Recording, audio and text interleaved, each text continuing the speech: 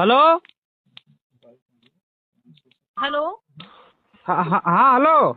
नमस्कार सर, रिलायंस जियो से बात कर रही सर, सुभाष कुमार जी से बात हो रही है सर। हाँ हाँ मैडम, सुभाष बोलते हैं। जी, नंबर है 99 36 20 70 75 सर। आपकी जियो नंबर पे आउटगोइंग कॉल की सेवाएं समाप्त हो गई है सर। इस 70 नंबर पे आप 75 रिचार्ज सात कब तक दहाई पाँच करवाएंगे का है। सर? हाँ 7 दहाई 5 का है। हाँ 70 75 है मैडम जी, हमारे अकाब। हाँ सर 99 36 20 70 75 आपके इस नंबर पे रिचार्ज नहीं अब हुआ, रिचार्ज मैडम कब जी तक हिंदी कर? हिंदी हिंदी में बताओ मैडम जी, थोड़ा पढ़े लिखे हम कम हन। हे भैया बाहर ना उधरिए। 93 आँच 36 लागत 20 बा। 70 75 पे रिचार्ज ना भवाटे कब तक रिचार्ज करवाई है सर जी?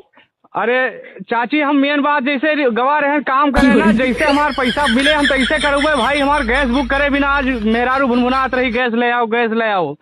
बुक करे बिना आवत ही नहीं ना। खाना कहते ठंडी होती है, चूल्हा पे खाना बना है। अरे नाही करतीन चाची, का बताइए मेहरारू से परसों